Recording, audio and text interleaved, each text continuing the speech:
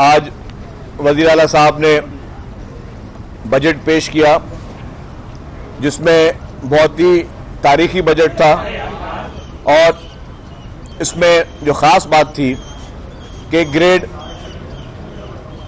16 से ग्रेड 1 तक के जो मुलाजमीन हैं उनकी तनख्वाह में 12% इजाफा किया गया है और जो पेंशन मुलाजमीन हैं उनकी पेंशन में 8% इजाफा किया गया है। और ये सारी चीज़ें इसलिए की गई कि जो महंगाई का तूफान इस मुल्क में, उस महंगाई के तूफान में जितना भी लोगों को रिलीफ दिया जाना चाहिए उसके लिए हुकूमत सिंध ने कोशिश की। आज कैबिनेट की मीटिंग में भी ये सारी चीज़ें मंजूरी चीफ मिनिस्टर साहब ने कैबिनेट के उसमें मीटिंग में ली। तफसीलात आज चीफ मिनिस्टर साहब ने अपनी पूरी बजट स्पीच में दी कि किस तरीके से तमाम सेक्टर्स को पैसे रखे गए और खुसूसी तौर पर हेल्थ, एजुकेशन जो कि बहुत ही इम्पोर्टेंट सब्जेक्ट है उसको हमेशा की तरह फोकस किया गया है। आज के इजलास में एक और मज़ेदार चीज़ देखने में आई कि मुत्तहिदा कौमी मूवमेंट और पीटीआई का गठजोड़ सामने आया। आपने देखा कि जो लोग यहाँ पे आपस में सीटों पे लड़ते रहे हैं और हमेशा एक दूसरे को अपने मैंडेट चोरी होने के दावे करते रहे, आज पीटीआई और मुत्तहिदा कौमी मूवमेंट असेंबली में इस एहतजाज में हम आवाज़ थे, इत्तेहाद था उनका और उनका ये नया गठजोड़ मैं एमक्यूएम की क़यादत को और पीटीआई की क़यादत को मुबारकबाद पेश करता हूँ कि आपने नया गठजोड़ जोड़ा है और एक नया प्रेसिडेंट अगर असेंबली की पॉलिटिक्स में शुरू किया गया है कि पीटीआई के साथ यहाँ पे मुत्तहिदा का इत्तेहाद है, तो ये मैं समझता हूँ कि ये एक नया मैसेज है, एक नया है, लेकिन उसको हमारे लिए कोई फ़र्क नहीं पड़ता। लेकिन उसके बाद जिस तरीके से एहतजाज जमहूरियत में सबका हक होता है, लेकिन जिस तरीके से मैं समझता हूँ कि बातें की गई असेंबली के फ्लोर पे उसमें नॉन सीरियसनेस नज़र आई, क्योंकि मुत्तहिदा कौमी मूवमेंट जो कि वैसे हकीकत में मैटर नहीं करती, मैं समझता हूँ उनकी पॉलिटिक्स भी सबके सामने है। बल्दियात की इलेक्शंस में जिस तरीके से मुत्तहिदा इलेक्शन से भागती रही है और वो भागती इसीलिए रही है कि उनको पता है कि उनके मासेस में उनकी कोई सपोर्ट नहीं है और आज भी मासेस में मुत्तहिदा कौमी मूवमेंट जो है वो जो है कोई इतना मैटर नहीं करती। तो असेंबली में चलें, जिसका भी मैंडेट जो भी चीज़ उसको हम इतना ज़्यादा, हमारा काम नहीं है कि हम उसको देखें, लेकिन यस, सिंध की आवाम ने पाकिस्तान पीपल्स पार्टी को मैंडेट कंटिन्यूसली देती हुई आई है और आज भी दे रही है। हमेशा वो लोग जो प्रोपेगेंडास करते रहे हैं उनको सिंध की आवाम ने पहले भी मुस्तरद किया है और हमेशा की तरह आइंदा भी मुस्तरद करते रहेंगे, क्योंकि इन लोगों के स्टेक्स आवाम के साथ नहीं है, वो उनकी पुरानी सियासत में है। जो पुराने जिस तरह की तर्ज की सियासत इन्होंने इस शहर में की है वो पीपल्स पार्टी ने इनकी ख़त्म कर दी है।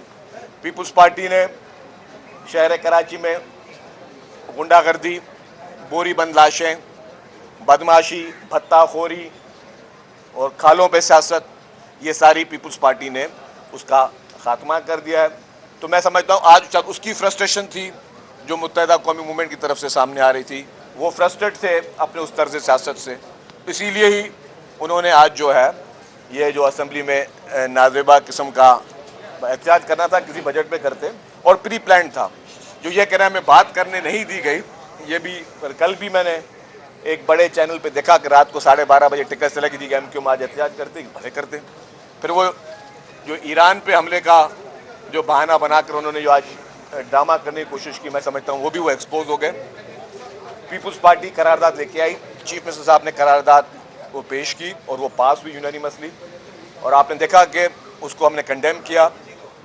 चीफ मिनिस्टर साहब ने अपनी स्पीच की शुरुआत ही ईरान पे जो इसराइल का बुज़दिलाना हमला हुआ है, अपनी स्पीच की शुरुआत ही चीफ मिनिस्टर साहब ने उससे की और फिर जैसे इजलास एक लॉज हैं कि बजट इजलास में और कोई कार्रवाई नहीं होती तो इजलास को ख़त्म करके और एक ही मिनट के बाद दोबारा इजलास बुलाया गया और उस इजलास को बुला के इसकी ये करारदाद लाई गई।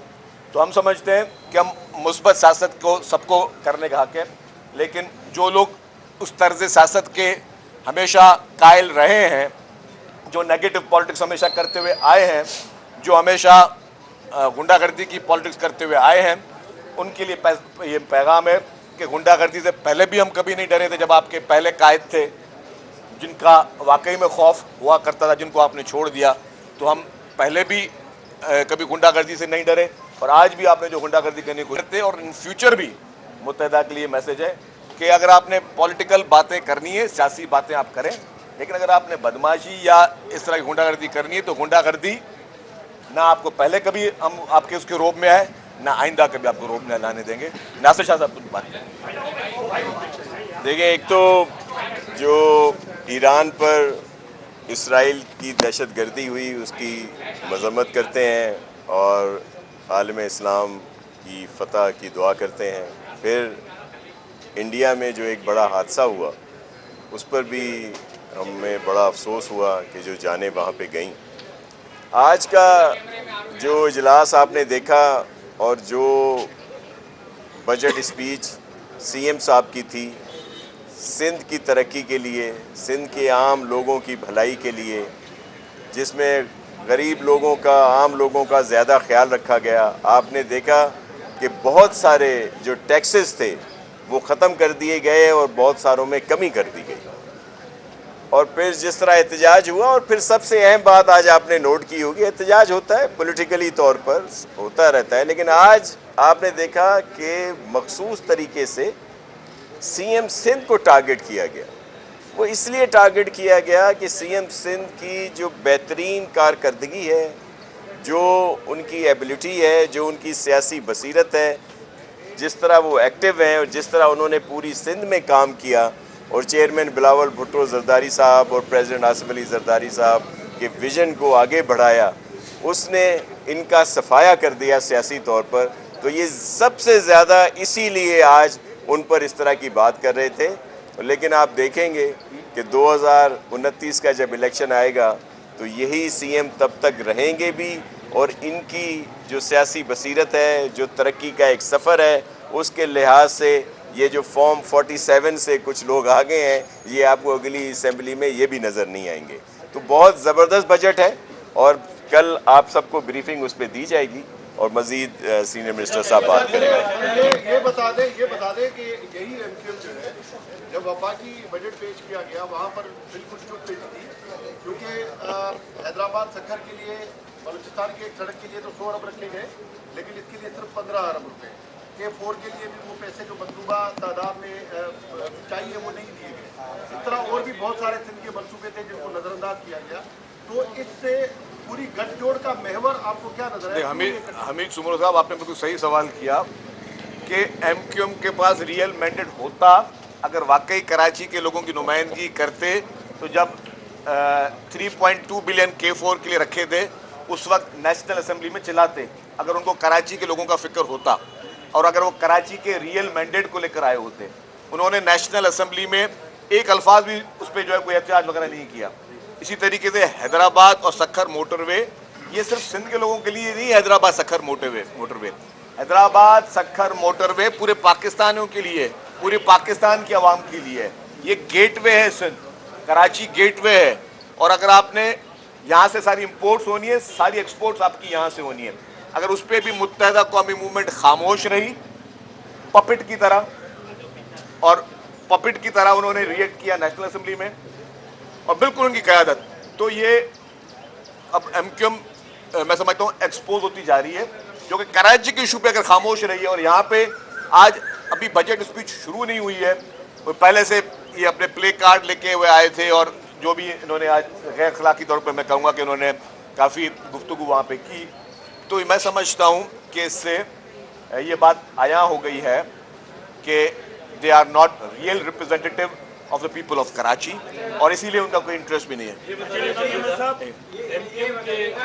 एमक्यूएम के हार्डवेयर में एरर कहां से आया है और ये सॉफ्टवेयर आप खुद अपडेट कर पाएंगे या सॉफ्टवेयर अपडेट करने के लिए किसी एक्सपर्ट की मदद लेनी पड़ेगी जो पाकिस्तान में सॉफ्टवेयर? देखिए, मुझे नहीं पता कि उनका हार्डवेयर जो है वो क्यों ख़राब हुआ है या सॉफ्टवेयर क्यों ख़राब हुआ है, मुझे नहीं पता, लेकिन ये शुरू जैसे रहे हैं। मैंने आप कहा कि जो अपने पहले इन्होंने डिसोन किया अपने लीडर को, फिर दूसरा लीडर, तीसरा लीडर, आपको खुद पता है, मुझे इनके बारे में कहने के लिए जो है कोई उसी नहीं है, लेकिन ये जो आज उन्होंने गैर मुनासिब रवैया रखा ये काबिल मज़म्मत है। और उन्होंने ये जाहिर कर दिया कि उनको इस शहर के लोगों के लिए कुछ, उन्होंने जब उनकी एमक्यूएम की हुकूमत रही तो यहाँ अस्पतालों की जो हालत थी, जो हेल्थ फैसिलिटीज़ थी, वो क्या हालत थी उनकी। इन्होंने अपने दौर में जिस तरीके से तर्ज हुक्मरानी इनका रहा है, वो आपने देखे कि वही इदारे आज दिन तक अपने पैरों पे खड़े नहीं हो सके, तो वो एमक्यूएम की ही मेहरबानी थी। और आज भी मैं समझता हूँ कि जो उनका रवैया है गैर संजीदा है और वो किसी और को तकलीफ नहीं पहुँचा रहे, वो कराची के लोगों को तकलीफ पहुँचा रहे। झूठा या जैसा भी मैंडेट उनके पास है, फिलहाल तो वो रिप्रेजेंटेशन दे रहे हैं ना, तो अगर वो इस तरीके का मैंडेट एमक्यूएम उसको भी तौहीन कर रही है और नेशनल असेंबली में जिस तरीके से उन्होंने खामोशी इख्तियार की, इससे बेहतर था कि नेशनल असेंबली में एमक्यूएम के एमएनए इस्तीफा दे देते। जिस तरीके से K4 जिसकी वो हमेशा पानी की बात करते हैं और K4 पे जिस तरीके से उन्होंने मुजरमाना खामोशी रखी, मैं समझता हूँ एमक्यूएम अगेन बैडली एक्सपोज। एक मिनट यार भाईजान, एक मिनट यार। एमक्यूएम का बयान यह है कि गुज़िश्ता 17 साल से पीपल्स पार्टी को शहरी सिंध नज़र नहीं आती। क्या वाकई इस बार भी कराची जो है उस बजट में नज़रअंदाज किया है? टोटल कितने प्रोजेक्ट्स हैं और कितने? देखिए, आज भी अगर बजट का हिस्सा देखेंगे तो मैक्सिमम खर्चा जो पिछले सालों में भी कराची में हुआ और अभी भी कराची में हो रहा है। आप देखें कि जितनी भी बड़ी स्कीम्स हैं, आपके पानी की स्कीम K4 में सिंध गवर्नमेंट का जो शेयर है सिंध गवर्नमेंट पे कर रही है, फिर आपके हब रिवर से जो पानी आ रहा है, फिर अभी आज चीफ मिनिस्टर साहब ने ऐलान किया कि कल शाहराह भुट्टो का वो इफ्तिताह करने जा रहे हैं, शाहराह भुट्टो के फेज़ 2 का। शाहराह भुट्टो अब जो है कायदाबाद तक जाएगा, उसको कल चीफ मिनिस्टर साहब इफ्तिताह करने जा रहे हैं कल। अच्छा, और इंशाअल्लाह ताला आपको एंड ऑफ दिस मंथ, जो कि एंड चल रहा है, या 1-2 दिन शायद ऊपर नीचे हो जाए, लॉक नहीं कीजिएगा, जाम सादिक ब्रिज जो है वो बने। इस तरह सैकड़ों सड़कें हैं कराची की, जो बड़े बड़े मेगा प्रोजेक्ट्स हैं, वो कराची पे पाकिस्तान पीपल्स पार्टी की हुकूमत सिंध काम कर रही है। सॉलिड वेस्ट का हमेशा इशू होता था, आपने देखा कि जिस तरीके से billions of rupees solid waste management पे हुकूमत सिंध खर्च कर रही है, अब कराची का कचरा उठना शुरू, मतलब बहुत, मैं समझता हूँ कि अगर 100% नहीं तो 80-90% कराची का जो है ये कंप्लेंट भी खत्म हो गई। तो हुकूमत सिंध ने फुल फोकस किया और इस तरह की बेशतर स्कीमें। हेल्थ में देखें, हेल्थ में सबसे ज़्यादा स्कीम कराची में, सबसे top of the line Pakistan की हेल्थ की जो हॉस्पिटल्स हैं फैसिलिटीज कराची में। तो हमने कभी फ़र्क रखा ही नहीं है और हम समझते हैं कि कराची हमारा ही है, कराची हमारा ही है, कराची को हम ओन करते हैं। जो जाली मैंडेट वाले आके जो ड्रामा करते हैं वो एक्सपोजर है। अगर वो उन्होंने कुछ काम किया होता तो कराची लोगों ने उनको वोट क्यों नहीं देते? अगर एमक्यूएम, जो आप यही सवाल करने वाले थे, मैं समझ रहा हूँ कि अगर एमक्यूएम जो है, अगर एमक्यूएम को लोगों ने मैंडेट दिया होता तो एमक्यूएम जो है वो इलेक्शन हकीकी तौर पर जीतती। बल्दियाती इलेक्शन से भागते ही नहीं, डर के जिस तरह वो बल्दियाती से भागे, तो उसको एमक्यूएम एक्सपोज हो रही जा रही है। पहले अकरम साहब उसे बोला था कितनी तनख्वाहें बढ़ाई गई हैं? सीएम साहब ने कोई ऐलान किया? तनख्वाहें आखिर में सीएम साहब ने कोई अनाउंस किया? लेकिन ये असेंबली के अराकीन तनख्वाहों की बात नहीं थी, आपने अगर गौर सुनाओ, ग्रेड 1 से ग्रेड 16 तक तमाम मुलाजमीन की तनख्वाह जो है वो 12% बढ़ाई गई है और 17 एंड अबव वो 10% रखा गया है। अच्छा जी,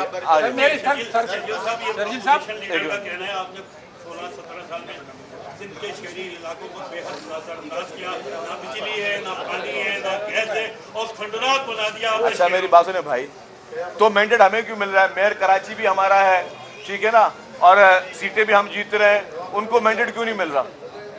उनको मैंडेट आप मुझे पता क्यों नहीं मिले? माइक आपके पास लेके आता हूँ, वो बल्दियात के इलेक्शन से क्यों भागे? कुछ चंद माह पहले बल्दियात हम क्यों भागी? वो क्या डर था, वो क्या खौफ था? तो आप बताओ ना भाई। 2-2 चाहिए तो गुड़े जी लगल था।